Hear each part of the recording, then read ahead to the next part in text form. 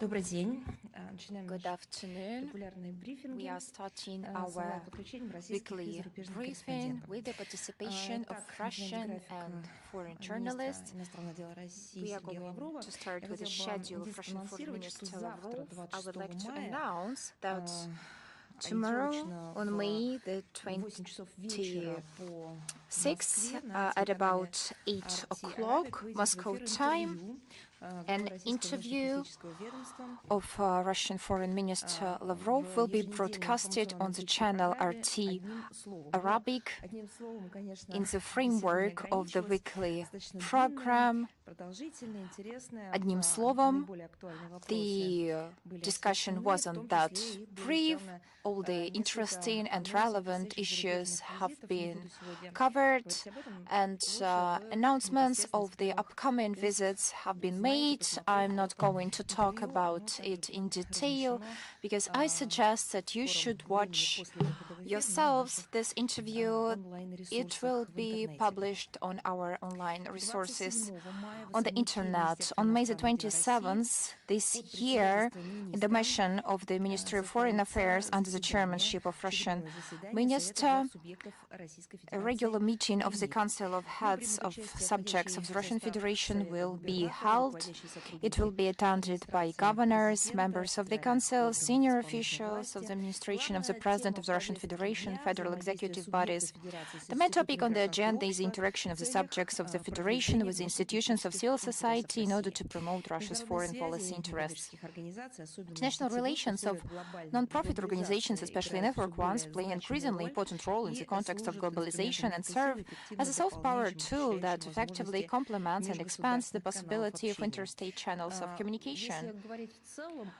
Speaking generally about the purpose of the event, it is to discuss and outline measures to enhance the use of the potential of the domestic NPO community, primarily its regional segment, to solve foreign policy problems. This is primarily about mobilizing the resources of public diplomacy in support of Russia's ongoing special military operation in Ukraine, in particular to help solve humanitarian problems, as well as to overcome the challenges associated with the total pressure of the collective West on our country, our fellow citizens, and compatriots abroad.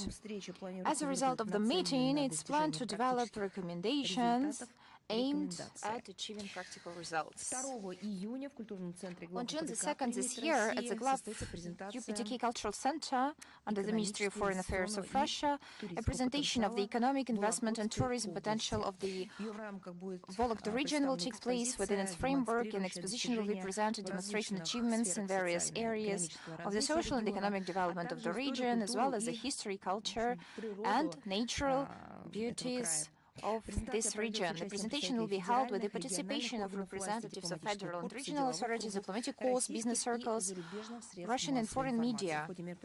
During the event, speeches by Russian Foreign Minister Lavrov and Governor of the Vologda region, Oleg Kuvshinnikov, are planned. Let's proceed to the relevant international agenda, the situation in Ukraine.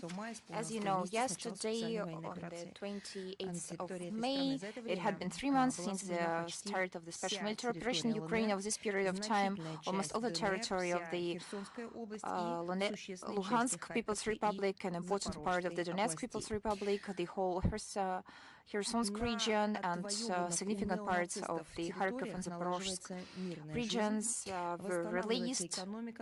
On the recaptured territories, the peaceful life is being established, economy, industry, and infrastructure are being restored. On the 24th of May, Russian bomb engineers defused the port of Mariupol. Specialists of the Black Sea Fleet transported the guard vessel sunk by the Azov battalion from the seaway, and as a result, 5 foreign vessels managed to enter the sea. On the 20th of May in Mariupol, the process of capturing, hiding at the Azovstal plant that had started on the 16th of May was completed. After a month of being in the basement of the plant, they lay down down the arms and yield prisoners.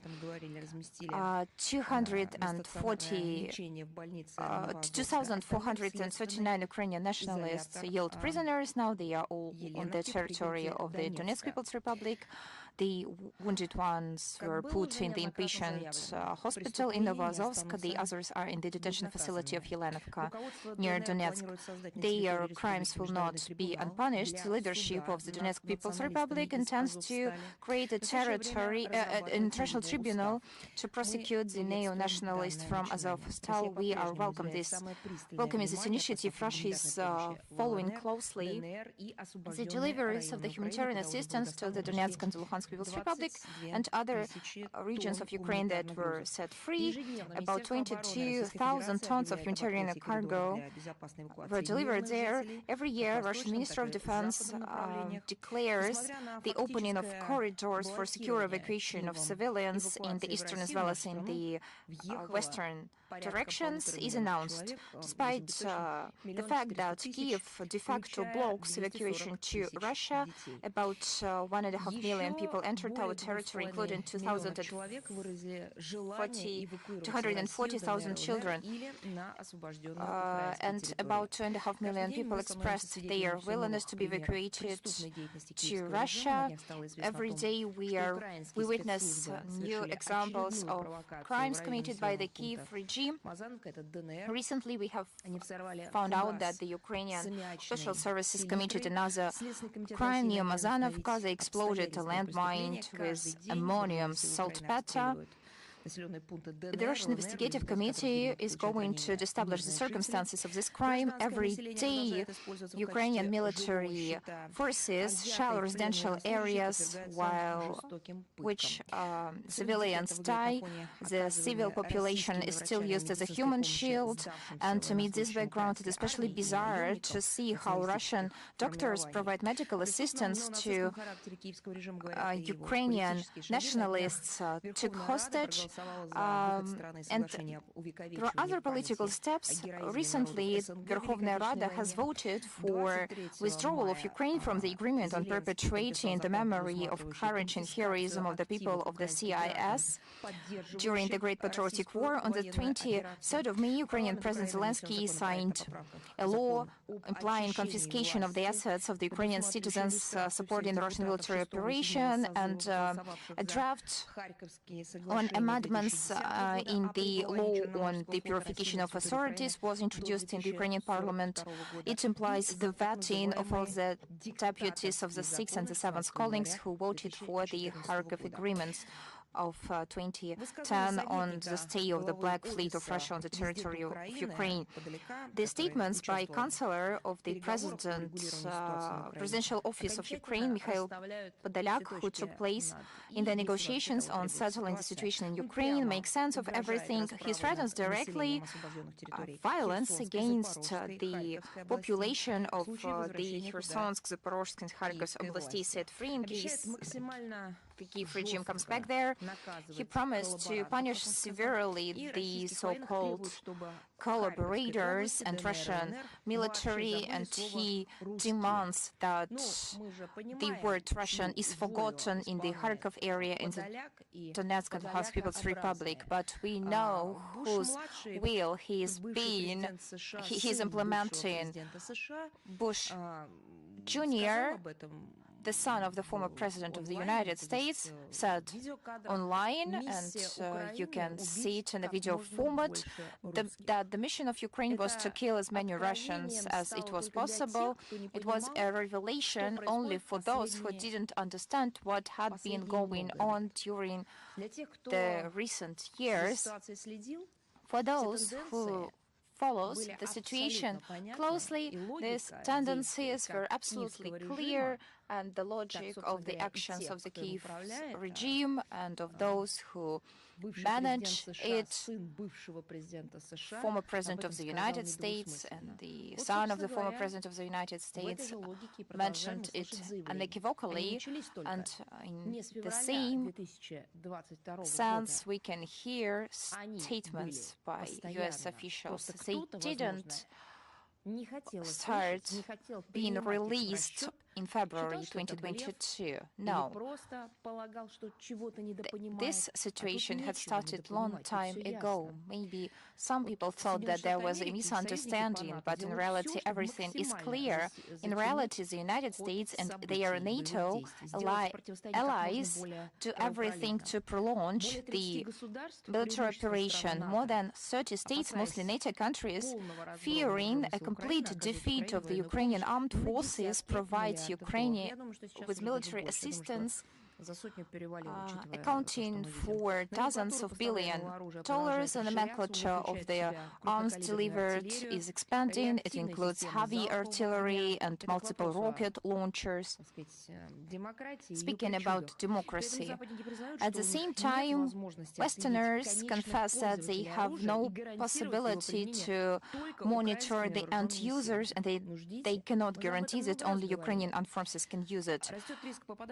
And the risk of the situation that the armed forces end up in the black market, as it happened in Syria, is growing. Do you remember that the military assistance provided to the Syrian opposition fell in the arms of ISIL and was sold on the black market? And after that, it ended up in Europe.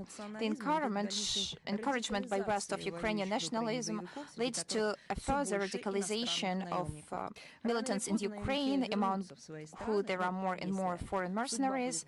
More or later, mercenaries will come back to their countries, where they will for sure use the military experience gained in Ukraine. And we should know history to understand its lessons. As the Russian leadership has stated, the special military operation will continue despite sanctions and the support provided to Ukraine by West. All the tasks, demilitarization, unifications of Ukraine and the eradication of threats to Russia will be achieved. There have been a lot of statements. Due to clear reasons, I cannot comment all of them. I would like to comment on some of them. We need to draw attention to the provocative behavior of the official leadership of Athens. I would like to talk about the statements of Prime Minister of Greece, Mitsotakis, that he made on May the 16th and 17th this year. They noted a strange set of historical analogies used by the author. The national liberation struggle of the Greek 200 years ago turned out to be on a par with the criminal actions of the Kiev regime, which for 8 years fought against its own citizens in Donbas. It's hard to believe that the heroes of the defense of the Greek fortress of Messalon in 1825-1826 were placed on a par with the Nazi from the Azov battalion. And among the brave defenders of the Russian Fifalanians, and a monument was erected to them in the city. And such remarks sound especially blasphemous against the backdrop of the selfless struggles of the Greek resistance against the Nazi invaders during the Second World War. In fact, among other things, we are talking about another attempt by Athens to justify its deeply erroneous decision to actively feed into the Western anti-Russian front, among the first to send weapons to Kiev, with the help of which the armed forces of Ukraine daily shell the civilian population of Donbass, kill people in Donetsk, Rubezh, Avdiivka, and other localities. It's customary in the West to hush up the inconvenient truth. Therefore, in democratic Greece, as we are assured, complete freedom of speech reigns, and everyone can publish literally everything. The Russian information resources Sputnik and Russia Today have been banned. And at the same time, just in case, Russian culture is being shamefully cancelled. What else can be said? The Greek leadership diligently reproduces perverted interpretations of the actions of Russia, which, after unsuccessful attempts to achieve a peaceful settlement of the intra-Ukrainian conflict, is forced to stand up for the Russian-speaking population of Ukraine. including amid the general context with the security in the region and in the world. We are unfoundedly accused of neo-imperial ambitions, revisionism, aggressive enforcement of certain territorial claims stemming from someone's historical fantasies, etc. A long list of groundless claims has been made once again categorically and unceremoniously. An alternative view of reality or just a possibility to present another point of view is excluded, because in the Greek media space there are no Russian information resources. It's obvious that such statements are designed to once again consolidate the Western public's unified assessments of Ukraine and around it, and serve as a password for Athens' loyalty to US NATO rules and guidelines. Hence, the arguments about the new meanings acquired by the North Atlantic Alliance, the justification of the bloc's further spread along Russia's borders, the expansion of the US military infrastructure in Greece itself. The emerging new challenges do not remain without an adequate response from the Russian side. For those who, not only in Athens but also in other countries of the collective West and countries associated with it on their own or under pressure,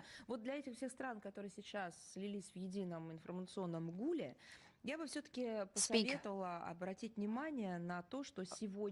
unanimously, making the same statements, and they should draw the attention to the fact that in the press center of МИА Россия сегодня, a conference will take place dedicated to the war crimes of the Kiev's regime. It is planned that during its brochures prepared by Россотрудничество and the Democracy Research Foundation will be presented, and they provide irrefutable facts of the manifestations and encouragement of the Nazi regime in Ukraine at the state level. They use fragments of interviews taken from the affected residents of Mariupol and Volnovakha and assess the events from the standpoint of international law. The brochures have been translated into several languages, Russian, English, Spanish, and are intended to convey the above facts to the foreign public. Among the participants of the press conference, head of Россотрудничества Evgeny Primakov, deputy chairman of the State Duma, Pyotr Tolstoy, military correspondent Dmitry Steshin, Kirill Vyshinsky, executive director of the Russian Today International Media Group, director of the Foundation of the Study of Democracy Problems, member of the Civil Chamber of the Russian Federation, Maxim Grigoryev, journalist and publicist, Roman Gasparyan. We invite everyone to join the online broadcast of the press conference. Links will be available in the text version of the briefing. And another interesting brochure has been released. I would like to draw your attention to the brochure Winston Churchill and Franklin Roosevelt on the role of the Red Army in the victory over Nazi Germany. We know that monuments dedicated to the Red Army and the soldiers are being dismantled in a number of countries. That's why we think that it's noteworthy to mention this brochure, because Winston Churchill and Franklin Roosevelt gave their assessment, and the brochure was prepared by the Historical and Documentary Department of the Russian Foreign Ministry. The main purpose of the publication is to objectively and impartially demonstrate, on the basis of authentic archival documents and official transcripts, the assessment by the leaders of the two great powers of the key role of the Soviet Union in the defeat of Nazi Germany. The publication is bilingual in Russian and in English, covers the period from 1941 to 1945. The central place is occupied by the correspondence of the leaders of the Big Three during the Second World War, their radio addresses to the nation, speeches at the Tehran and Crimean conferences. Authentic photographs, declarations, communiques, and treaty are used as illustrations. The unbiased assessments presented in the publication by contemporaries of this advanced Winston Churchill and Frank Roosevelt of the contribution of the USSR to the destruction of the Third Reich is fundamentally different from the politicized approaches of Western leaders. Today, there is only one question: what do they base their assessments on? There should be some grounds Mostly we are talking about some continuance of the policy based on the legal decisions consolidated during the Nuremberg Tribunal, but everything they say and do contradicts the history and even the statements by the compatriots of American citizens, and based on these documents, it can be easily traced what the chronology of the front line was.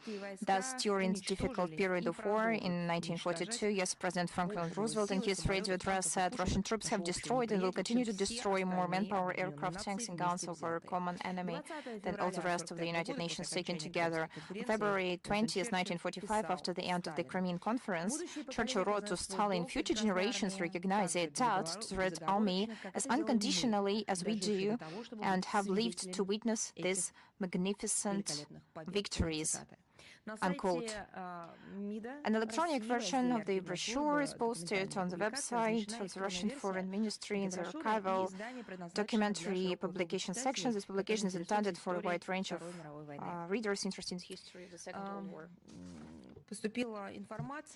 We also have a piece of information regarding that according to media reports, on the 16th of May, Semyon Boykov, ataman of the Trans-Boykov Cossacks living in Australia, was detained by police in Sydney. He is accused of violating a court order on non-disclosure of confidential information. This is because one of his speeches at the pre-election rally in support of independent politicians, he cited the specific fact that the local authorities assigned a symbolic preventive measure to a man accused of sexual abuse of minors. This is why he was detained. Our compatriot is a popular social activist in Australia with tens of thousands of followers on the social media. He is noted for his principled approach to many pressing issues related to both the domestic situation on the Green Continent and international politics, and his willingness to openly express his civic position. The opinion of the descendant of Trans-Boykov Cossacks is authoritative and has its own large audience, including due to a reconcilable attitude to sexual lasciviousness, which is a real problem in Australia. Due to his position, we can say that it is a real problem. This is evidenced in particular by the failure of the Liberal National Coalition, led by Scott Morrison, which was constantly shaken by scandals of violence against women. Significantly, the Australian court decided to postpone the case until 30th of June, leaving Semyon Boykov behind bars until then. Apparently, for political reasons, the request for bail was rejected. That is, the standard procedure in the Anglo-Saxon justice system was denied. Such demonstrative harshness is completely justified and sends the wrong message to the public, because the places of detention and treatment are meant for those who were exposed by him because of people, pedophiles. On the other hand, we see in this case a clear desire to further punish an active compatriot, which is yet another example of double standards and prejudice against those who enjoy the right to freely express their views that do not coincide with the Russophobic mainstream that now dominate in Australia. I'd like to remind you once again that the more liberal are the announcement, the more these societies show totalitarianism in their discourse. Healthy forces in Australian society, our compatriots on the Green Continent, demand the speedy release of Boykov and the end of his prosecution by the Australian repressive apparatus. Two days that I would like to mention the Treaty on Friendship and Mutual Assistance between Russia and Kazakhstan. Kazakhstan. It is a landmark document of the Russian-Kazakh relations, and its spirit and focus remains relevant to this day. We can say that it has become a solid foundation for exemplary bilateral cooperation and a real strategic partnership between the Russian Federation and Kazakhstan, which allows us to look to the future with confidence and to build and implement plans to expand cooperation between the two countries in a variety of areas. Moreover, the treaty laid the groundwork for subsequent fundamental acts, the Declaration on Terms of Friendship and Alliance, dated 6th of July 1998, and the treaty between the Russian Federation and the Republic of Kazakhstan on good neighborliness and alliance on the 21st century, dated 11th of November 2013. In signing this document in 1992, the President of Russia and Kazakhstan proceeded from the desire to provide legal guarantees for the long-term positive dynamics of bilateral ties and the gradual increase in their level. 3 decades later, we can once again be convinced of the correctness and strategic foresight of the decision taken at the time. Over the 30-year period, our ties have become strong, have passed the test of the time, and have allowed our countries to become a driving force for integration in Eurasian space. The expansion fully meets the interest of Moscow and Nur-Sultan, as evidenced by significant growth in mutual trade. In 2021 alone, compared with 2020, the figure increased by 34.5% to a record $25.6 billion. Since the beginning of this year, Russian President Vladimir Putin and Kazakh President held 16 telephone conversations and 2 face-to-face meetings, as well as 6 telephone between Prime Minister, as well as meetings between the Russian Prime Minister and Kazakh's Prime Minister. Today, the Russian Federation and Kazakhstan are strategic partners and allies. At the heart of our interactions are the cherished traditions of friendship, mutual assistance, and mutual understanding. The closeness, spiritual closeness of our peoples plays an important role. We are determined to further deepen economic ties and political cooperation in international regional organization, as well as strategic leadership in different areas. We are convinced that the treaty on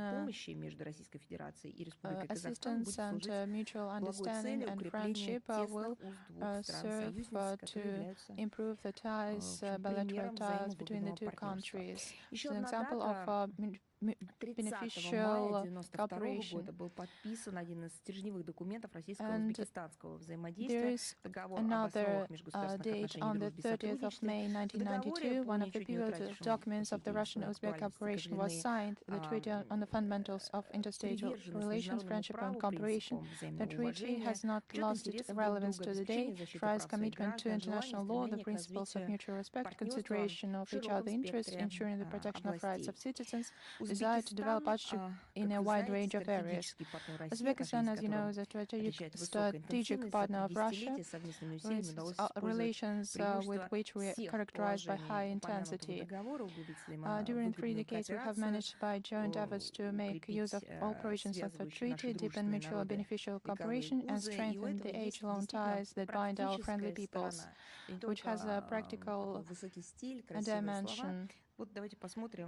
So the dynamics of Russian-Uzbek ties is set by a particular trust in dialogue at the highest and high levels. Intergovernmental and interagency contacts have become extensive.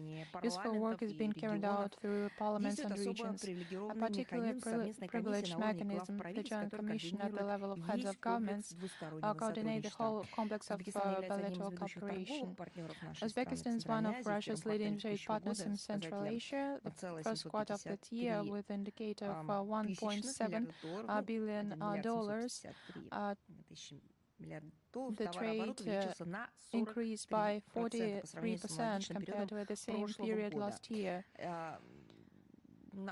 covering all new areas, including health, financial, fiscal, and digital spheres. Particular attention is paid to expanding scientific, technical, and humanitarian ties. Our countries constructively cooperate at key international and regional platforms, including CIS, SCO, and UN. The Tashkent cooperation with EAEU is deepening. The parties take close approaches to the issues of ensuring security and stability in Central Asia, combating international terrorism, extremism, and organized crime. The treaty's 30th anniversary is an occasion not only to reflect on the experience gains, but also to outline plans for the future, which will be the focus of the contacts at the highest and high level in the coming months.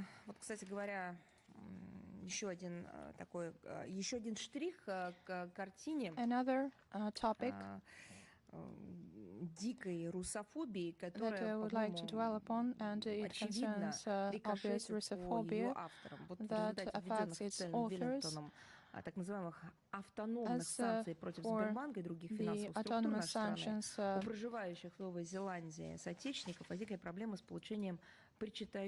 introduced in Wellington against Bank and other financial structures of our countries, compatriots living in New Zealand have had problems receiving their pensions transferred by the Russian pension fund. According to the information, more than 30 compatriots have encountered this problem, and 4 of them have drawn up formal complaints. According to our data, a total of 420 people in New Zealand received such payments. At the same time, the New Zealand authorities carefully took into account the Russian pensions received by these individuals, proportionately reducing the amount of local benefits provided to them. Sanctions have reduced the income of each domestic pensioner by an average of $2,300 a year. Of course, no one in Wellington is going to make up for these losses, and they do not recognize this problem, calling it a collateral damage from its anti-Russian crackdown, and which they said was not intended. So it posted on its internet sources an adjusted manual for local banks, explaining that the transfer of pension payments from Russia to the accounts of their citizens is not a violation of the sanctions regime. At the same time, nothing is said about how to solve the problems with the transfer of funds by corresponding banks, SWIFT, Visa, and MasterCard systems. This story is another example of thoughtless pursuit of the policy of collective West by the government of Jacinda Ardern, Prime Minister of New Zealand, the desire to justify civility in the eyes of Washington and to cause at least some damage to Russia.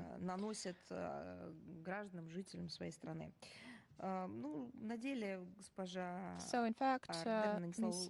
Ardern has hit in the people of her own country, one of the most vulnerable categories of the population, the pensioners. So, I would like also to comment on 2 events. On the 24th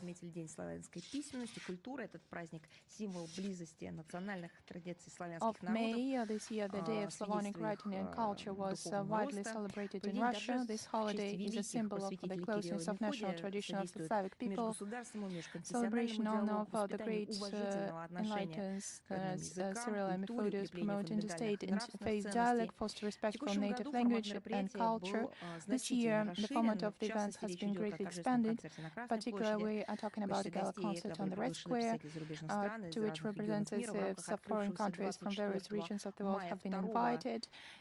In the framework of the second Kostomarovsky Forum was opened on May 24th, and in this course, the traditional Cyril and Methodius readings were held.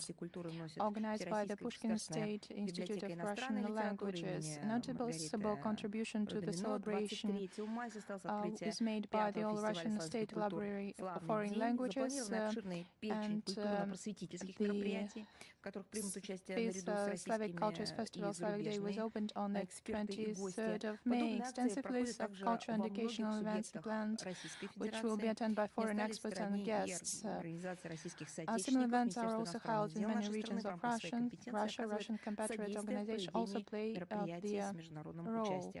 Such a large-scale celebration of Slavonic written language and culture day demonstrates a careful attitude to the cultural heritage accumulated by the Slavic peoples and the Russia's readiness to equal and mutually respectful cooperation with all those who appreciate and sincerely support cultural and humanitarian exchanges.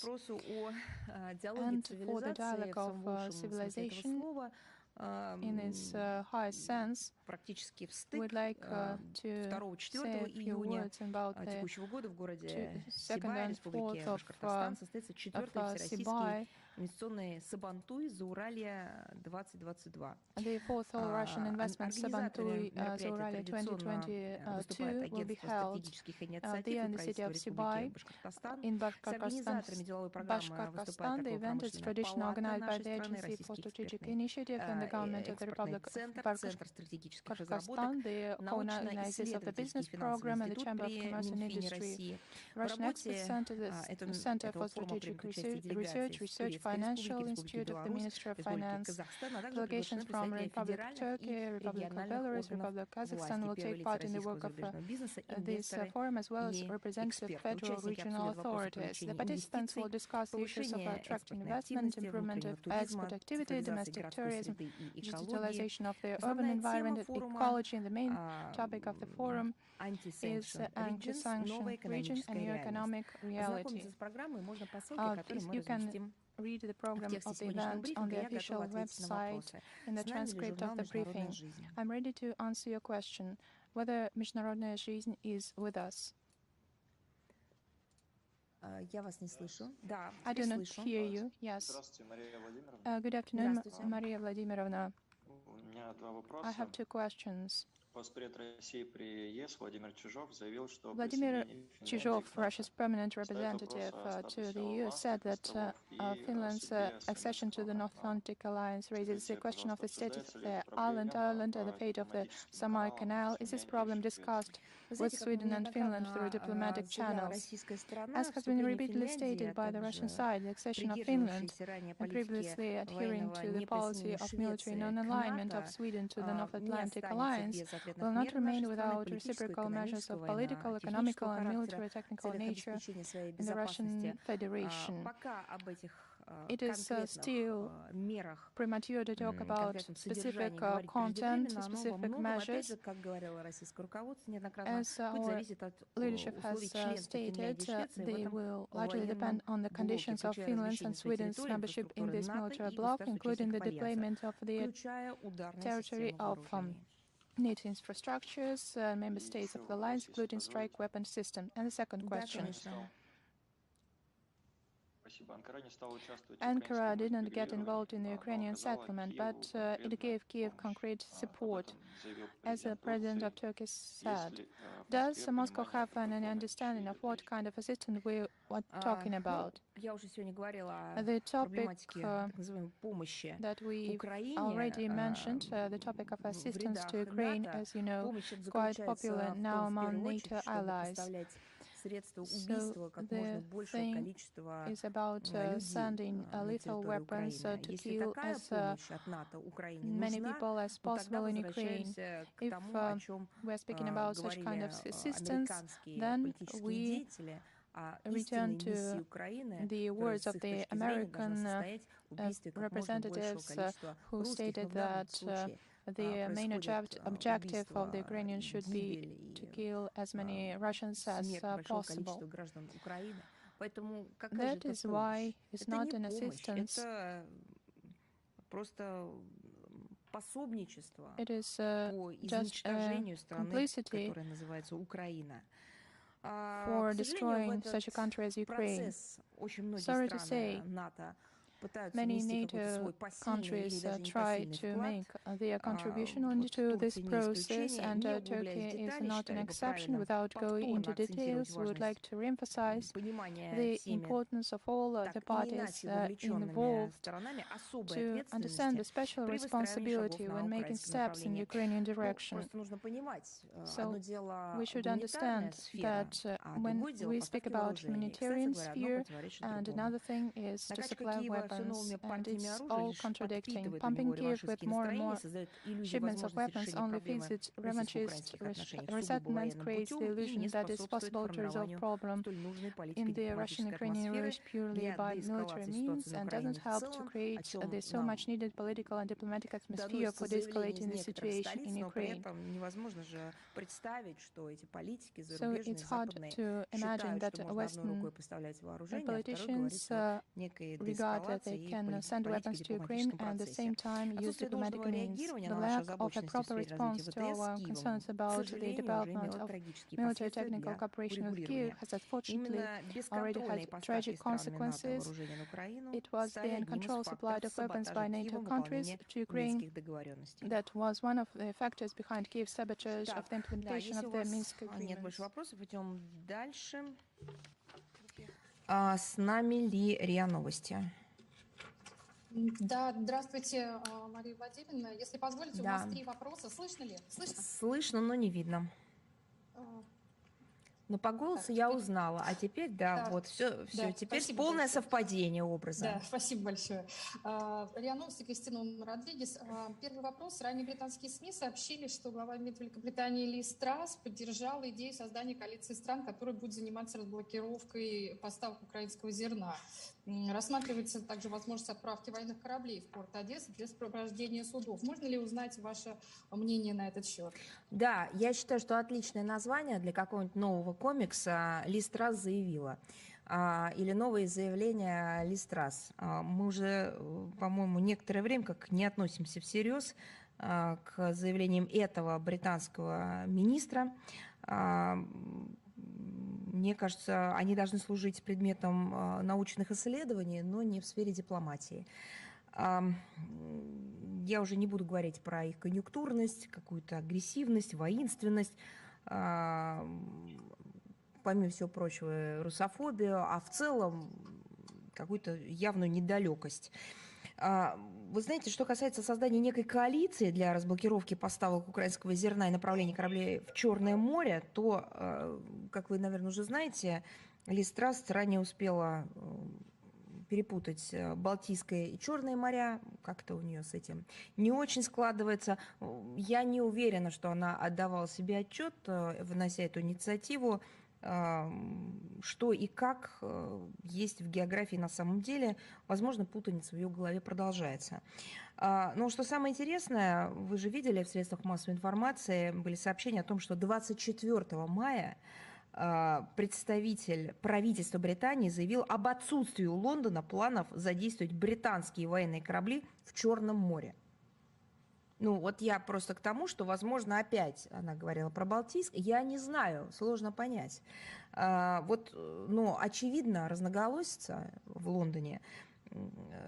Может быть, это дефицит компетентности, может быть, просто какая-то путаница. Может быть, опять же, как-то она пытается заработать какие-то себе очки политические, еще какие-то, и делает заявления громкие, шумные, но не относящиеся к сути дела в принципе. Ну, с другой стороны, мы видим, как опровержение заявлений главы Foreign Office Лиз Трасс со стороны британского кабинета уже стали рутиной. Спасибо большое. Если позволите, второй вопрос. Да, конечно. Спасибо. Появилась информация о задержании экс-президента Молдавии Игоря Додона, в доме которого проведен обыск. Как вы считаете, связано ли это с тем, что Додон известен как сторонник развития дружественных отношений с Россией? Ну, я в очередной раз подчеркну, что, безусловно, это внутреннее дело Республики Молдова. Тем не менее, мы, конечно, внимательно отслеживаем ситуацию, которая связана с процессуальными действиями, предпринимаемыми в отношении бывшего президента этой страны, ныне председателя Молдавско-Российского делового союза. речь идет об Игоре Додоне. Мы рассчитываем, что все права и свободы Игоря Додона, гарантированные ему международно-правовыми обязательствами и, собственно говоря, законодательством Республики Молдова, будут соблюдены. В ином случае данное дело рискует превратиться в сведение счетов по политическим мотивам, главный из которых принадлежность Додона к политическим силам Молдавии, которые выступают за развитие конструктивного, взаимоуважительного диалога с нашей страной. Мы будем следить за этим процессом, но я хотела бы также отметить, что чем больше политики ассоциируют себя с западными либеральными ценностями, тем больше проявляют тоталитарных замашек в расправе с оппонентами. Это такая уже какая-то закономерность печальная. Спасибо. Если позволите, последний вопрос.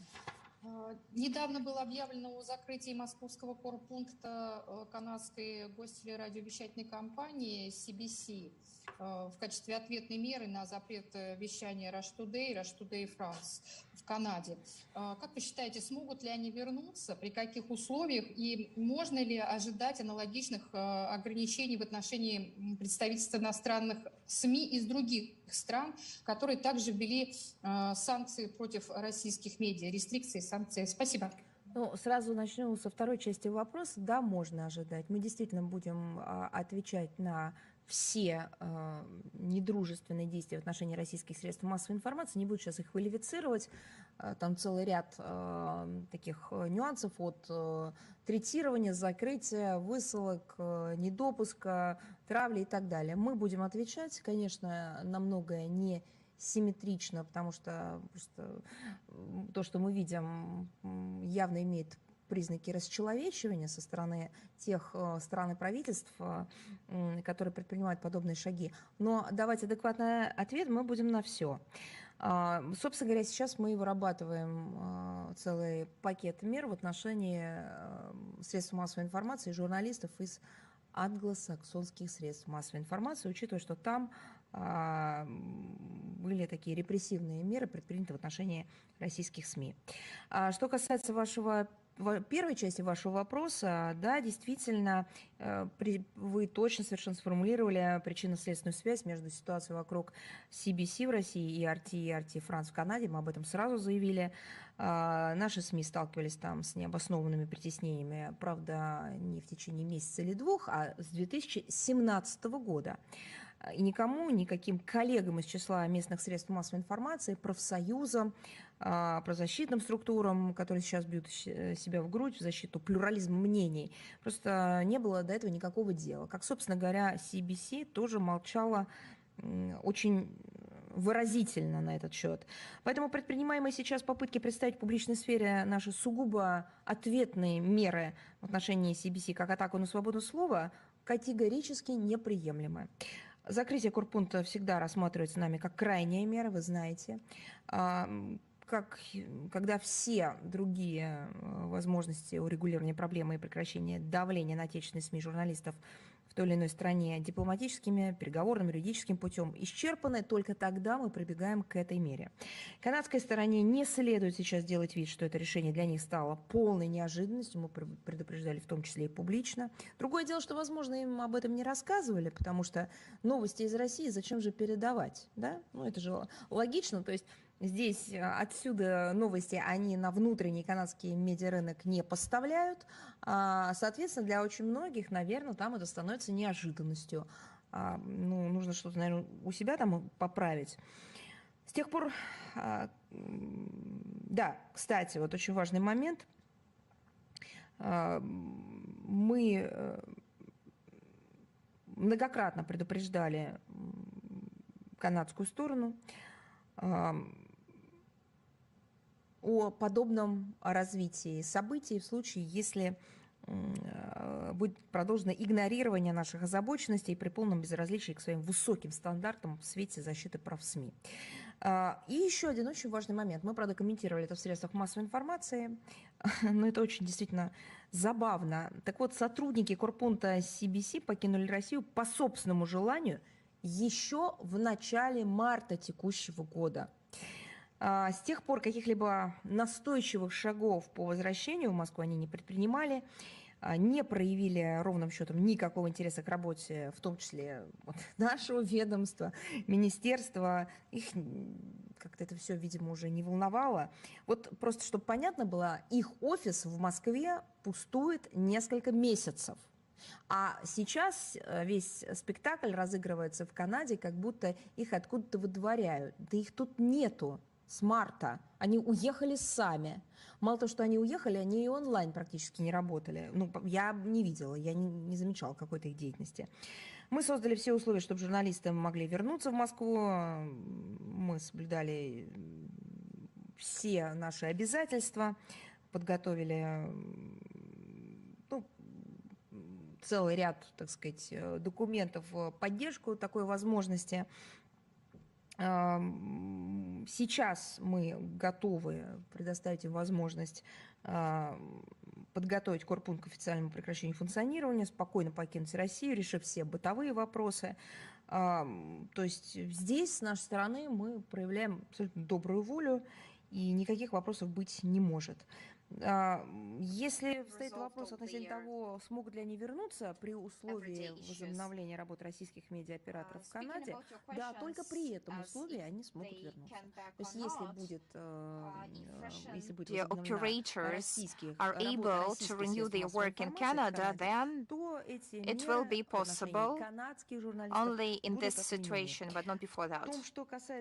As for numerous facts of oppression of our media approach, they are taking a shape of a disgraceful bullying, and I would like to say that it's true that the countries that allow such Russophobic policy should be ready for response measures of a symmetric and mirror-like character on our part in their attempts to explain their repressive actions by the division on mass media in good, loyal ones and on bad ones is somewhere between propaganda and doublespeak. So we will not pay attention to that. There are only two ways to prove if you are a journalist or not. The first one is professional education or a certificate. And the second thing is the activity undertaken in the framework of the existing legislation and professional ethics. Those are just two factors to be taken into account. Not the claims that a journalist is good or bad. There are laws and professional ethics. Is it all that you wanted to ask? If that's all, let's proceed. TV channel China Media Corporation, are you with us? Yes, we are here. We have two questions. The first one, President Zelensky said that in principle he doesn't accept any meeting with anyone from the Russian Federation except for Vladimir Putin. And such a meeting can take place only on the condition that it discusses the cessation of hostilities. Could you comment on his statement?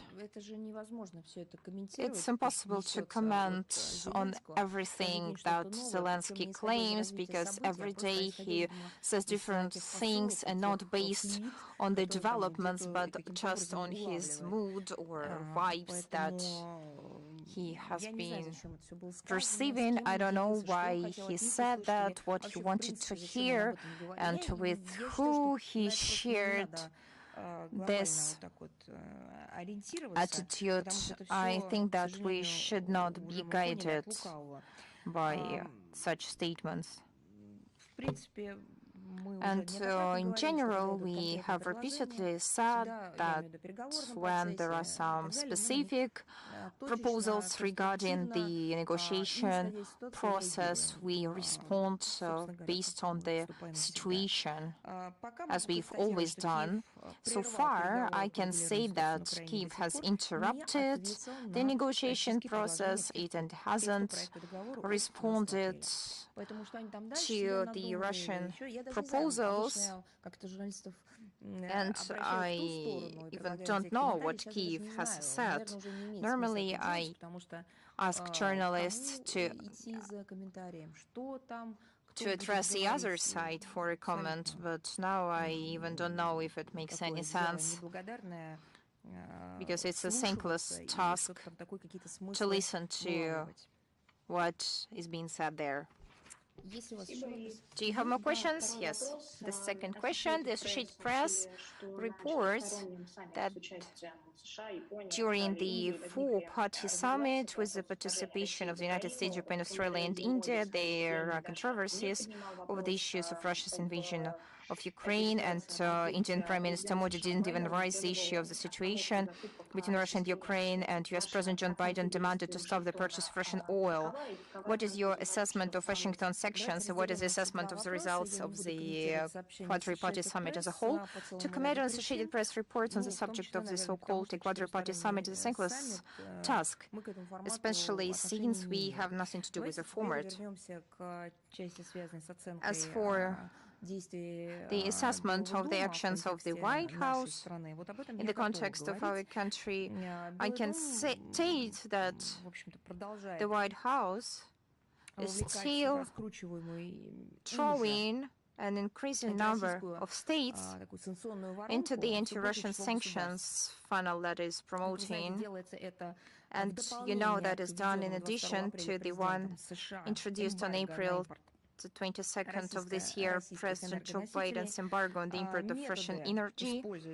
At the same time, the most democratic, so-called democratic and advanced methods are used, openly forcing allies and partners to take unfavorable for them actions, or refusing mutually beneficial cooperation with our country in ensuring energy security and sustainable energy supplies.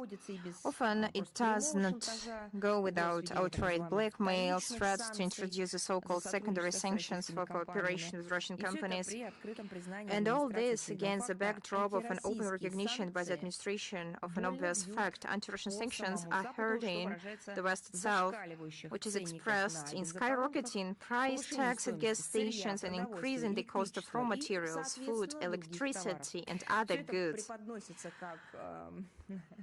Everything is depicted as Russia's cruelty, but in reality, those are the results of their policy. There is a so-called encouraging thesis that, as they say, for the sake of causing maximum harm to Russia, one must endure. And it seems to me that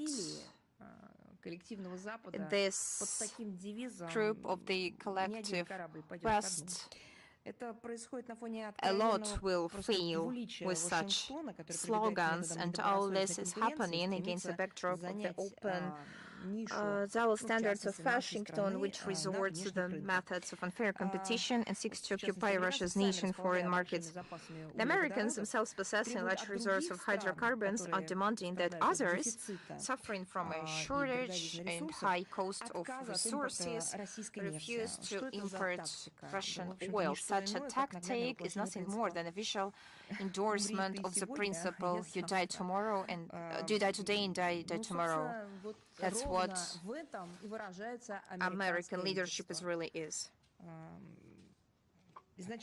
The initial aggressiveness of the United States, Japan, and Australia as the founders of this so-called four-party dialogue on security over the years of its existence hasn't disappeared and continues to increase. Those are not dialogues, but just accumulated aggression, and thus it's not possible to perceive this format, and not only Russia thinks so, but most countries of the regions as well, as a problem-free and comfortable place for non-conflict development. We cannot call it a dialogue.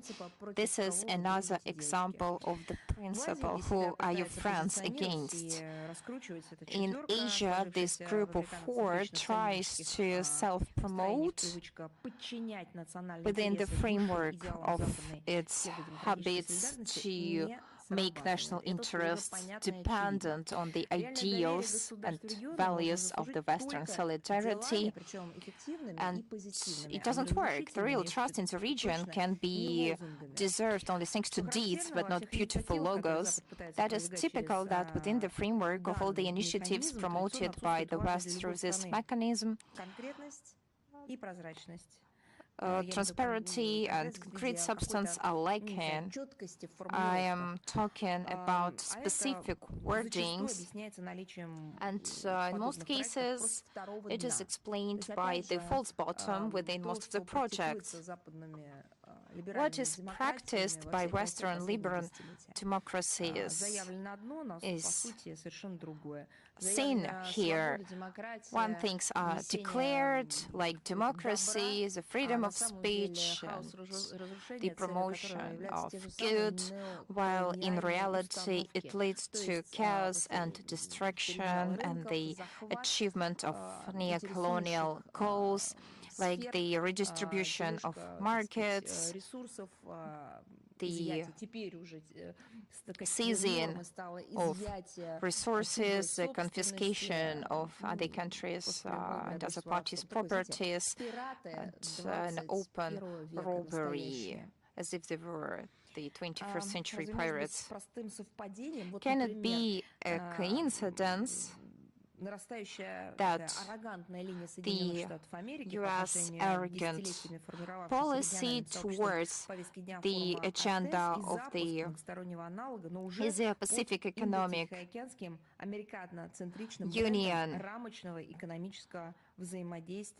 that has been shaped during decades and the launch of their multilateral variant under the Indo-Pacific American brand, Indo-Pacific Economic Framework. And while Asia is witnessing serious multilateral negotiation processes to settle the whole range of problems in the sea, an alternative model of the specialized cooperation is proposed, Indo-Pacific Partnership for Maritime Domain Awareness, claiming the establishment of a new platform and trying to take control over all the multilateral formats of cooperation, including ensuring the security of the sea activities. Хрупкие переговорные процессы обязательно учитывали интересы Запада, что напрямую связаны с его желанием непосредственно участвовать в работе по соглашению протоколения в Южно-Китайском море. Наша страна всегда высказывала поддержку именно предпринимаемых вовлеченными сторонами усилий, вставляя сами переговоры на усмотрение участвующих государств ASEAN, Китая. Альтернативным по отношению к механизмам асианоцентричной системы региональных связей видится и формируемая четвертый партнерство в области кибербезопасности. Позиционируемый в недавно обновленной стратегии США по ИТЕР в качестве стержневой конструкции Тихоокеанского проекта претендует на роль нового центрального элемента многостороннего взаимодействия в сфере ИКТ. В то время как ИТЕР уже в рамках этого региона уже есть and claims to be a central element of multilateral cooperation in the field of ICT, while the Asia-Pacific region there already supervising structure in the ASEAN Regional Security Forum and the Association Defense Ministers meeting dialogue, as well as the annual ASEAN Cyber Week.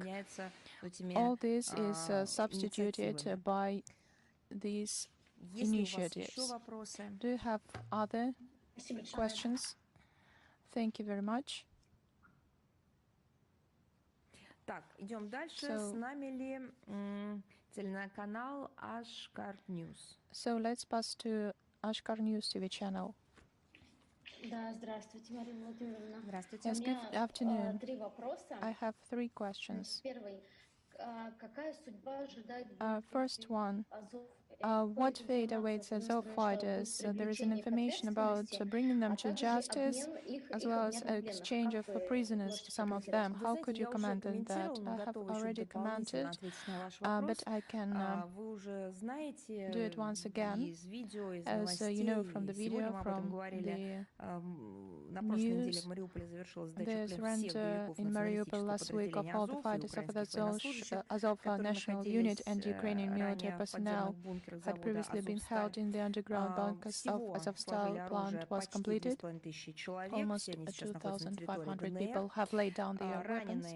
All of them are now on the territory of the Donetsk People's Republic, and the wounded are receiving necessary treatment in medical institutions. I would especially like to know that unlike our fighters who fell into the hands of the Kiev regime, those who surrendered at Azovstal were not subjected to torture, to treatment, to humiliation of human dignity. The Russian Federation, as well as DPR, strictly observes all applicable international humanitarian law norms. As for responsibility, all those who committed war crimes will get the punishment they deserve. This will be handled by the relevant tribunal, which is planned to be organized on the territory of the DPR. And I think that the competent authorities can give additional information on this account. Thank you. Second question, if you allow me. Moscow said that it is studying the Italian initiative. So the conditions of the initiatives are acceptable to the Russian side. What do you think?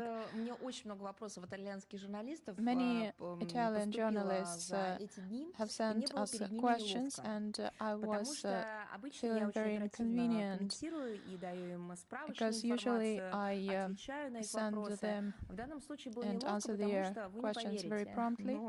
But maybe you would not believe me, but the plan was not sent to us.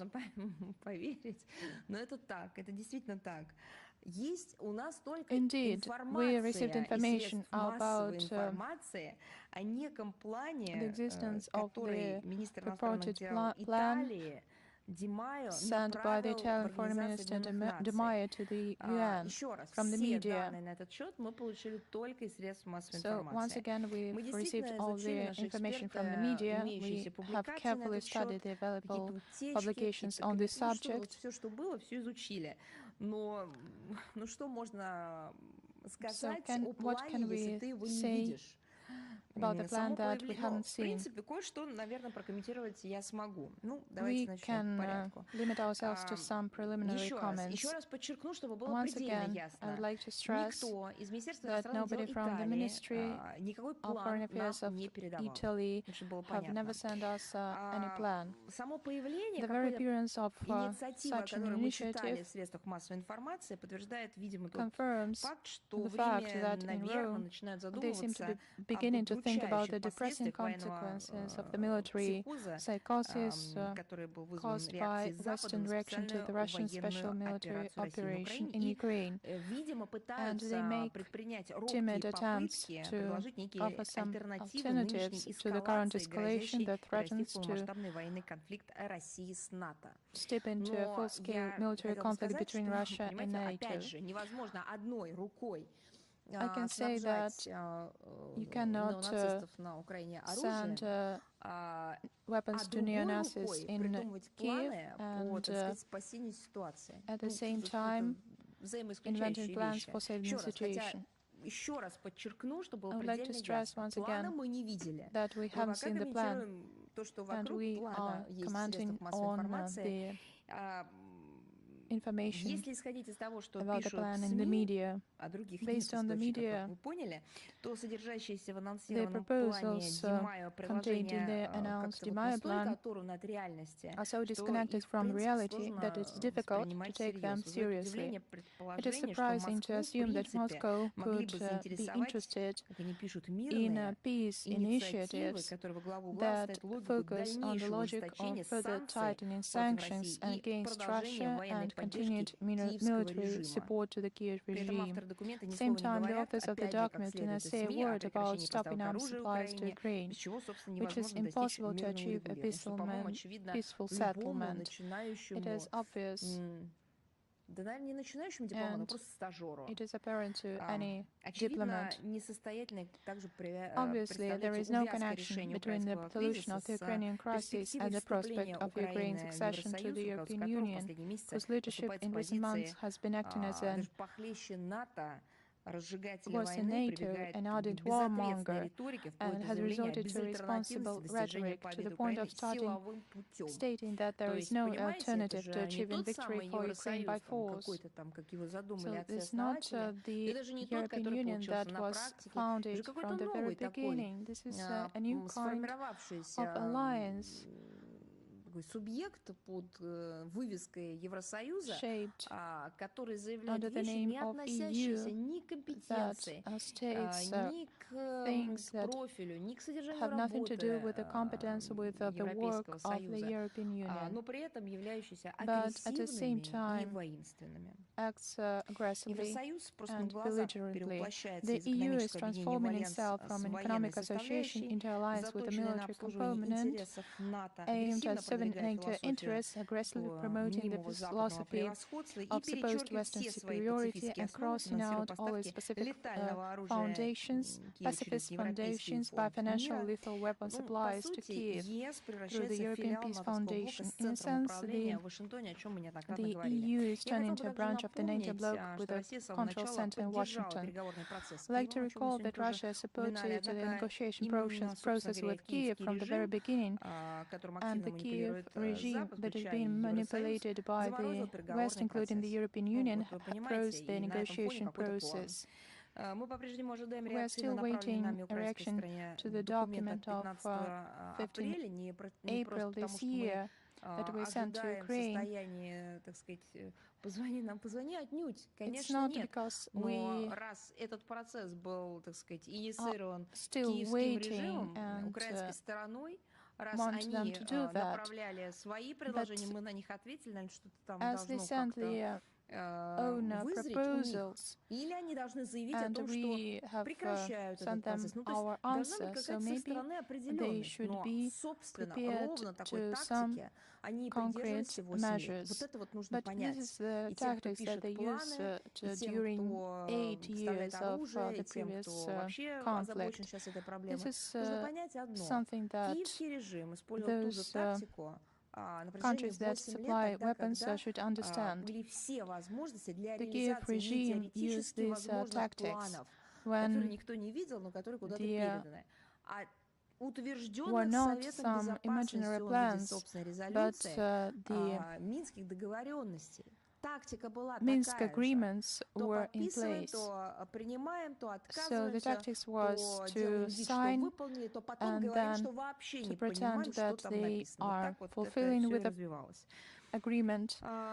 So there were many options.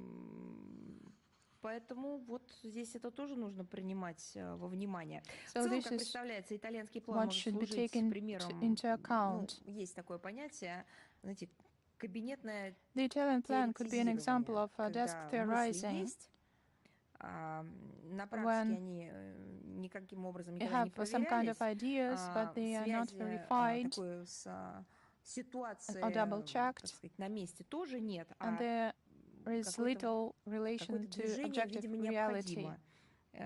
But Просто some все movement это is очень needed. слабо соотносится с объективной реальностью. It seems Возможно, that я не знаю, чем была вызвана вот эта I don't know инициатива. what Возможно, this они, initiative was я имею в виду, caused by представители and is motivated. итальянской власти, It которые seemed that этим занимались, the выработкой этого representatives документа, или как они его of называют, возможно, они Italian ориентируются authorities, на картинку, которую им постоянно демонстрируют их же they средства are массовой информации, или западные, и watching находятся в the диалоге с picture телевизором. Я of не the могу сказать, propaganda that they broadcast in their own country. It doesn't give a true picture of the real events in Ukraine. Assuming that the Russian side will grasp any Western proposal, no matter how absurd it is. So they seem not to understand what is happening on the ground. As for the liberation of long-term European security concept, I would like to stress that the relevant Russian proposals were sent to our partners last year.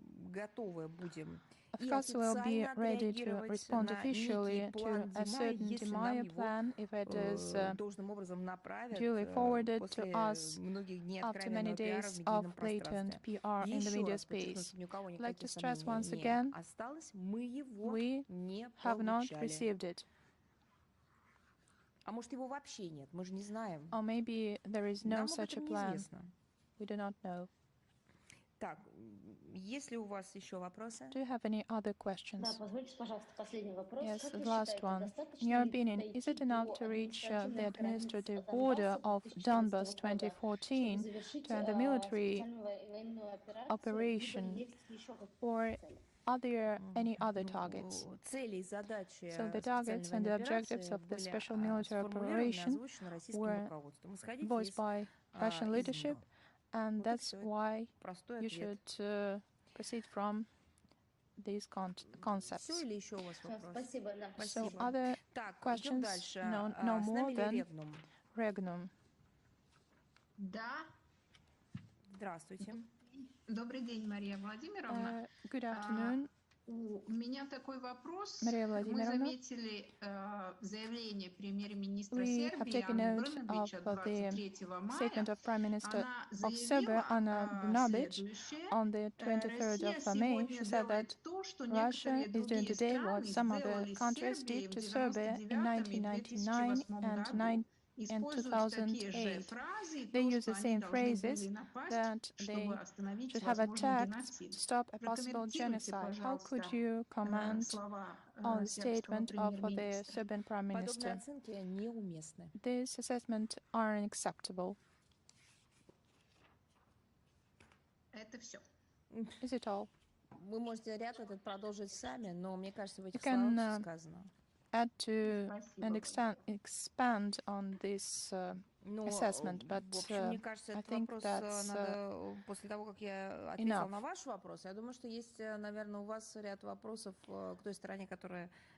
So after I answered your question, maybe you have to address your question to the party that voices such statements. So the Moscow Post. We have two questions. Президент Украины Зеленский в Раде The говорили о прозрачной границе, других мерах взаимодействия Киева и Варшавы. Похоже, что киевская власть готова сдать часть Украины под контроль Польши. Polish President Duda and Ukrainian President spoke in the Rada about the transparent border and other measures of cooperation. Seems thus the Kiev authorities are ready to surrender part of Ukraine to Poland's control. Does this mean preparation for Polish armed forces to enter Ukrainian territory? What could be Russia's reaction? We believe that it's all about the Kiev regime. And let's give some examples. During the speeches on the occasion of Polish Diaspora Day and Constitution on 3rd of May, Polish President said that one of the peoples of the Polish Rich Pospolita is defending its state today, and that there will be no future border between Poland and Ukraine. So this is quite understandable. These words serve as direct confirmation of Poland's recent idea to send its peacekeeping mission to Ukraine to work out a Polish plan to establish control over its historical possessions. So, the question should be addressed first to the Kiev regime. Maybe you should understand what you've done to your country. And you continue to lie to your own people and just give away parts of your own territory under any pretext. This разрушает is a Kiev до regime основания that destroys государство Украина. Да, and в историческом demolishes контексте the этого государства не было. Оно одно из statehood самых молодых. of Ukraine. This Но is оно the же было, youngest его state, было, в общем-то, and it и existed, оно было признано and международным it was сообществом. recognized by как the же так? international community. Вот, точно, наверное, я вот, наверное, последний человек или How could it предпоследний be человек possible? в этой жизни, который, ну, как-то, не знаю, будет, I believe I'm the last person будет in this world не знаю, подыгрывать, that что ли, would киевскому режиму, но это, по-моему, play очевидно. into the hands of the Kiev regime. Of course, это же it's хочется просто obvious, спросить, and we где are willing все to ask люди, которые хоть question. как-то могут повлиять на эту Where are the ситуацию, people я who имею в can виду influence the граждане situation, the Украины, люди, citizens of которые проявляют Ukraine, какой-то такой невиданный украинский патриотизм, вообще show понимаете, their куда вас этот Ukrainian режим поведет patriotism? и что он Do you делает со understand страной? what the Ведь regime is сейчас leading you to? полностью открыта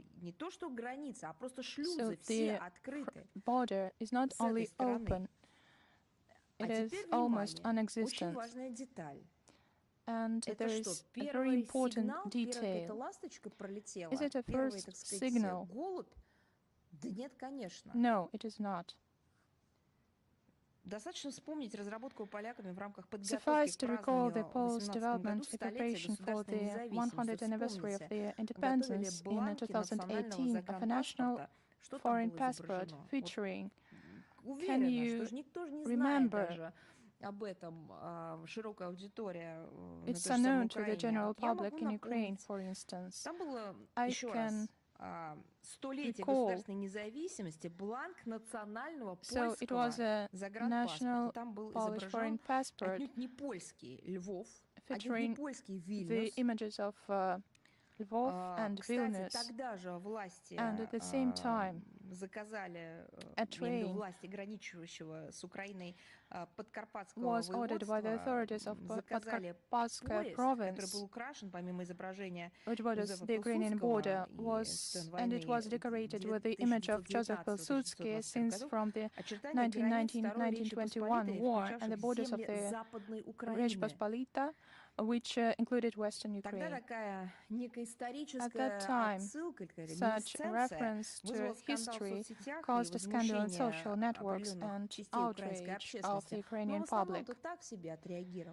Никто ж ничего не задавал, никаких вопросов. Nobody posed any Нельзя исключать, что questions. Варшава, Thus, it cannot конечно, be вынашивает ruled планы out по that такой Warsaw ползучей has plans экспансии for на creeping территорию expansion соседнего into the государства. territory По of крайней neighboring мере, state. факты об этом говорят. And А there увязка are с certain специальной facts военной speaking операцией России в about данном that. случае не более чем предлог. And the linkage Но with еще раз Russia's говорю, military это operation in this вопросы case киевскому is nothing режиму, more которые than a должны pretext. их украинские граждане So this is ему a адресовать. question that should be addressed to the Kiev regime.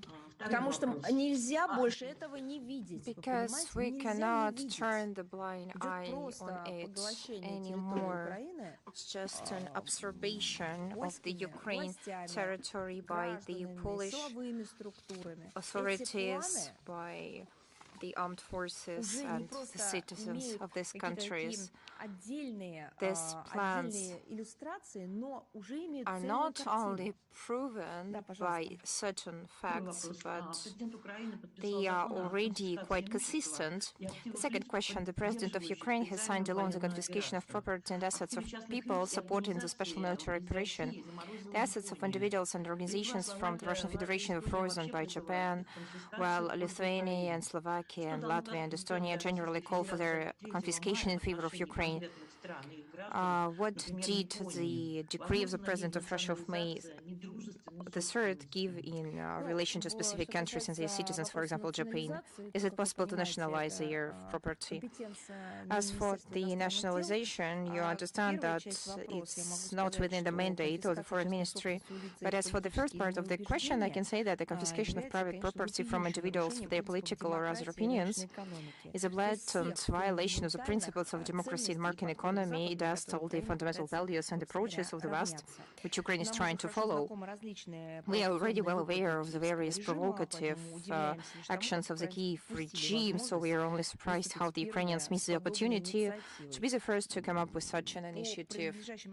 With regard to assets owned by the Russian Federation, which are currently locked in foreign accounts, we have repeatedly emphasized that we consider their freezing illegal and violating all the principles and norms of international law and the unbiased functioning of the global financial system, and destructive because it's a part of the destruction of the global financial system. Such actions of Western countries can be interpreted by us as a blatant encroachment on sovereign property and an undisguised theft by one group of states of the savings of another. It regards not only interstate relations but private ones as well, because they have been affected. I'm talking about private investors and owners. This is another reason for the whole world to think about the reliability of the US dollar or the euro as reserve currencies and the main means of external settlements, as well as the impartiality and sustainability of the current global financial order imposed by the West and their possibility to guarantee something, and just think about the world financial order in general, which has been imposed by the West, because in the basis of this order, which has been proposed to the whole world as a non-alternative value, there is the respect and integrity of the private property and the liberal nature of economic relations. All these basic principles in the context of the Western model being imposed on the whole world has collapsed. Nothing of it exists anymore. Those are not just unilateral actions, and as I said, that's a piracy of the 21st century. Any use of the funds of both Russian state or citizens without the consent of their legitimate owners will be interpreted by us as an unlawful, defiantly unfriendly attack by a particular country and its power structures, giving us the right to adequately respond. The refusal of the West to interact exclusively in the legal field and the further aggravation of the situation with the access of states and individuals to their assets will only create an extremely dangerous precedent for participants in the Bretton Woods system. That would mean that the sovereign status of certain assets is no longer guaranteed and can always be revised by individual players using their privileged position when their geopolitical situation changes. Thank you. Let's continue. Do we have La Repubblica from Peru?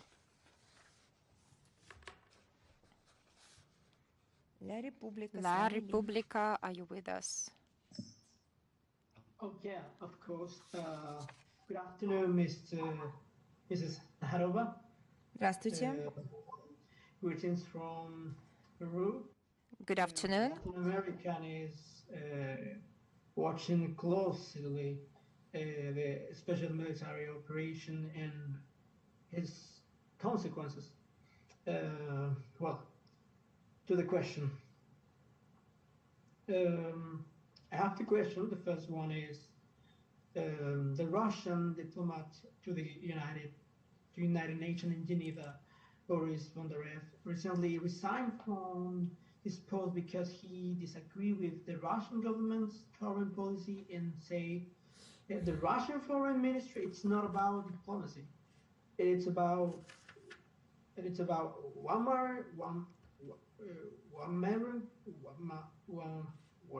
Hungarians lights and hatred. Hungarian lights and hatred. What do you think about this? Вы же из Перу? Yeah, of course. А вы знаете, как Are you from Peru? Yes. Do you know the name of the current Russian ambassador to Peru and the name of the previous one? Oh, of course, but... Как? And what are their names? My name? Нет. what are their names, the names of the previous ambassador of the Russian Federation to Peru, the name of the current ambassador, and of the previous ambassador? Well, the ambassador here is Mr. Romanchenko, but I will expect about questions, and I want to answer about these questions. So, what do you think about? Да, я понимаю, я просто к тому, что... Yes, I understand. What I'm trying to say is that we can comment on the bilateral agenda and on the regional agenda every week. The accreditation is free, and I have never seen you asking questions of a mutual interest for our countries. You have never asked me to comment on a statement by Ambassador Romanchenko or of his predecessor, Ambassador Guchkov. Do you think that they do not deserve your attention? It seems to me that it's noteworthy, and it's worthy to pay attention to the people shaping the bilateral relations between our two countries, but you've never shown any interest to that. As for what you've said, I don't see any reason to respond to that. That's not interesting. Okay, well, I'm going to the second question. So, Russian and Europe diplomacy are not in the best. Diplomats are being hailing from each other. What does the foreign ministry intend to do about it for the better of the diplomacy in Europe, between Europe and Russia? Можно я еще раз уточню вопрос?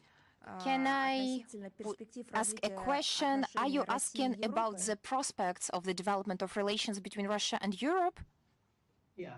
Да, значит, Yes, so we have made a lot of publications on that, and a lot of statements have been made by Minister Lavrov. I will send him links with pleasure. How shall we form our relations with Europe? To start with, I need to say that Europe and the EU are not the same things. Russia is also Europe. A whole range of countries in the CIS are also European. This is the first block. As for the second aspect, your question is linked to our relations with the EU. Yeah, the United European Order. Да, я поняла, да, мы были изначально Yes, I understand. настроены Initially, we intended to deepen in the practical field the integration with the European Union, and we intended to develop economic, financial, humanitarian integration with countries in their national quality and with the EU in general as an integration mechanism. We have done everything in order not only to conclude declarations and other legal acts, but also to fill our interaction with substance and to make it efficient. We have developed agreements with facilitating the visa regimes. We have held forums on investments. We have worked on the issues of common European security. We have interacted in different formats on international platforms, but regrettably, as for most issues of mutual interest, of open interest to Russia, our European partners were not able to oppose the pressure by Washington, who believed that it was very dangerous for the United States if Russia and the EU deepened their ties. I'm talking about the EU in general and specific countries of the Union. All the first sanctions adopted after 2014 were adopted under the pressure of Washington. The EU itself were not going to impose anti-Russian sanctions, but Washington adopted a tough stance, and in 2014 the United States didn't adopt such sanctions, but it made the EU adopt them against our country. After 2014, we tried to continue building relations with the EU, though it was even more difficult. In particular, I would like to cite an example. It's energy partnership, the partnership in the sector of energy. We delivered and we continue to deliver gas to EU countries. We built pipes, and we did it together, and I'm talking about the private business and the state and investors. It was mutually beneficial. It was sustained by the legal framework, it generated income, and etc. But for many years, at least for the latest 5 years, the United States made EU countries renounce from the energy partnership with our country. They threatened to impose sanctions against specific countries, including Germany and others. They've done everything using their possibility to disrupt all the energy projects. So if we are talking briefly here, in our cooperation with the EU, we have never stayed alone. There was always a third party, which is Washington, that dominated the EU countries and the EU in general as a structure, and it made them develop relations with Russia not beneficial for the EU, and unfortunately countries of the EU who had a long history of their statehood were oppressed, and they surrendered under this pressure, and they lost a part of their independence and sovereignty. This is long story short as to what the situation was before now. As for the current development of our relations, I think the question is to be addressed to EU countries. We've drawn conclusion based on the recent situation. We've understood that the EU countries and the Union itself are not independent and sovereign in making even the fundamental for them decisions. The second thing is that our EU partners, at least we deemed them as partners, are not reliable, because all the negotiation processes and all the agreements were made not for the benefit of our relations, but under the pressure and in the interest of the third party. We can engage in a long political science conversation, but we don't have enough time. Now, maybe in the framework of an interview, I would do that. It's all. Thank you. Спасибо. Thank you. С нами ли известия? Do we have Izvestia with us? Yes, we are here. Hello, Maria Vladimirovna. I have the following question. Mass media says that the Red Cross stopped delivering medicine to the Donetsk People's Republic and to the Lugansk People's Republics, including those who have AIDS or diabetes. How do you assess such a decision, and do you think that it's a confession in being politicized? You know, I've seen this news, but our experts are trying to verify the real situation. I would like to say that we have been providing assistance for 8 years to the Donetsk and the Luhansk People's Republics, providing medicine and helping them in all the aspects of healthcare. And now the amounts of this assistance have been increased significantly. As for the politicized nature of international organizations, I can say in general that it's an obvious tendency.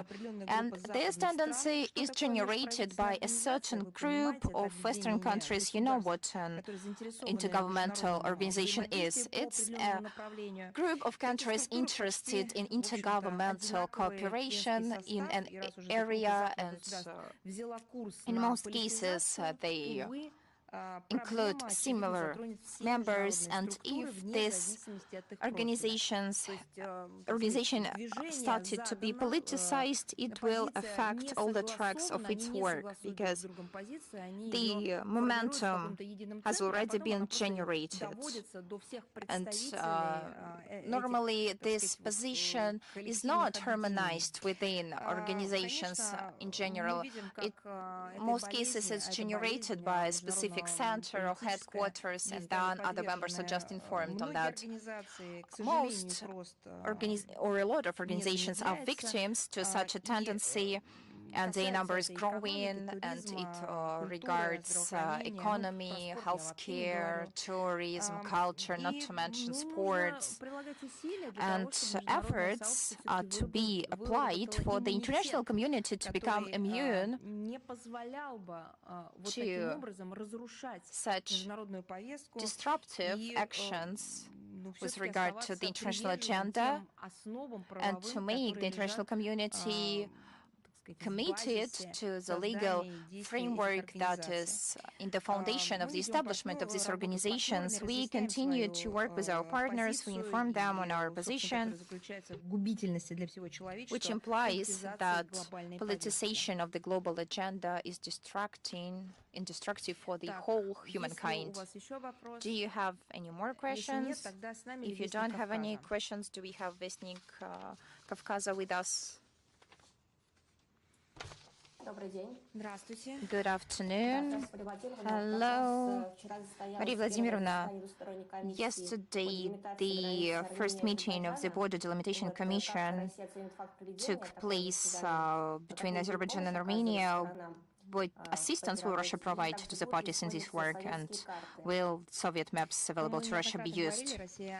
We have repeatedly said that Russia is ready to provide consultative assistance to the work of the Commission on the delimitation of the border between Azerbaijan and Armenia. It has been set forth in the statement by the leaders of Russia, Azerbaijan and Armenia following the summit in Sochi on the 26th of November. It has been confirmed during all the contexts. Russia has a unique expert potential in the area of delimiting and settling border issues on post-Soviet states. We have all the necessary maps, and we'll be glad to share our experience and developments with our Armenian and Azerbaijani friends in the framework of the activity of this commission. As you know, a team of Russian experts to provide consultative assistance has already been established. Thank you. So do we have a news.ru? Good afternoon, Maria Vladimirovna. Ms. Rustamova, I have 3 questions. Many regions in the world are becoming a field of confrontation between Moscow and the West.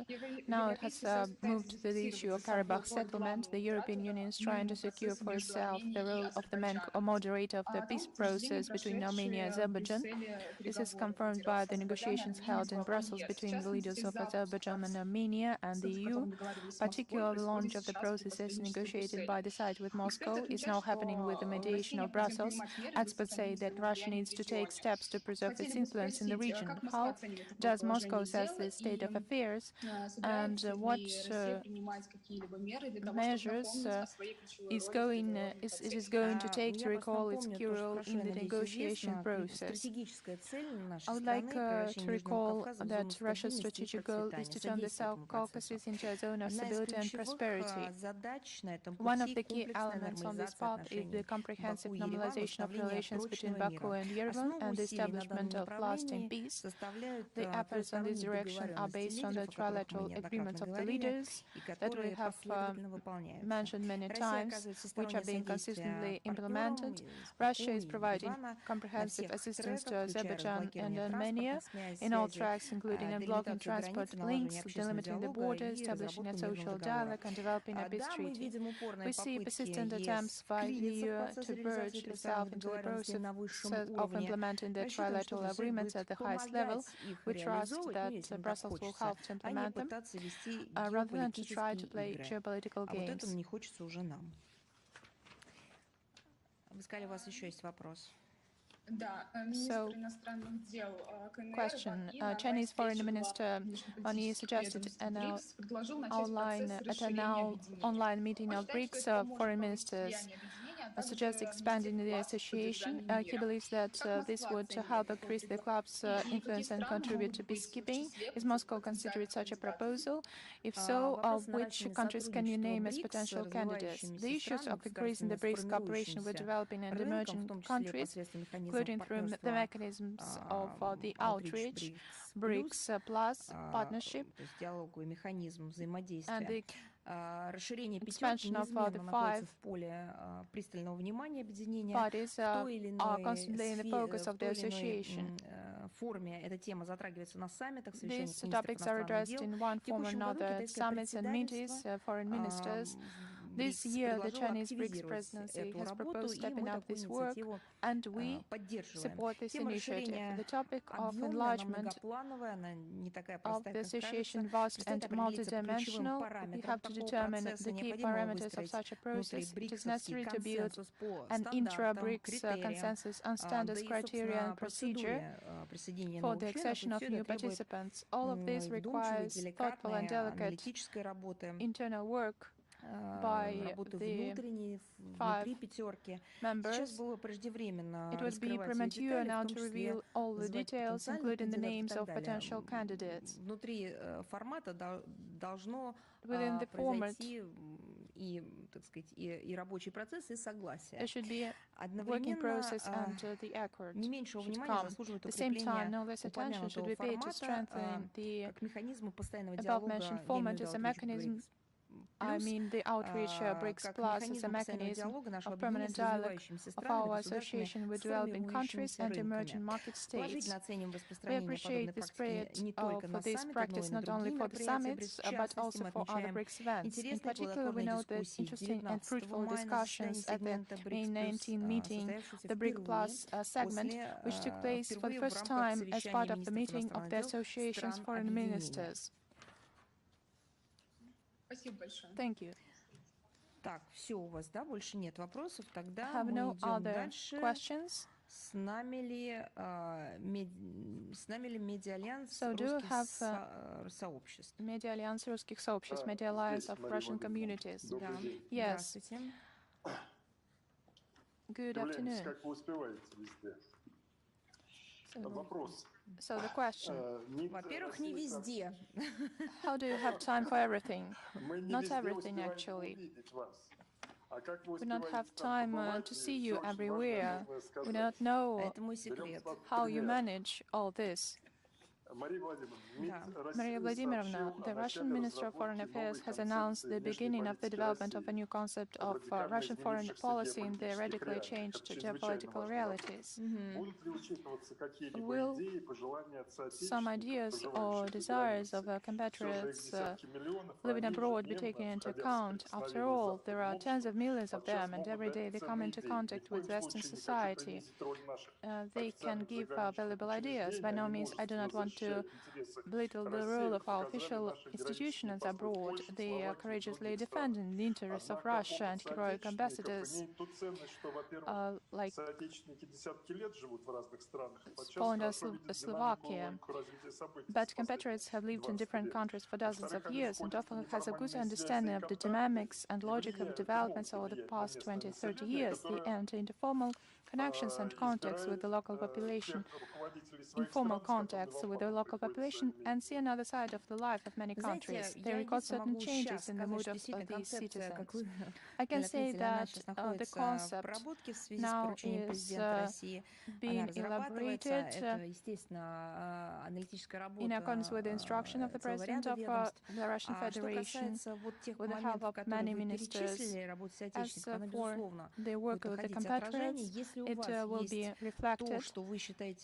And if you have your ideas or proposals, you can send it directly from you or for a group of compatriots.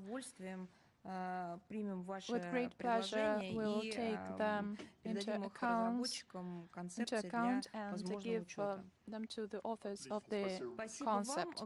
So thank you. Is anyone left? If there are no more questions, so I'm saying goodbye to you. Thank you for your attention. Till next time. And we see that they haven't had outreach and briefing outside of this building, so maybe we will get to this initiative.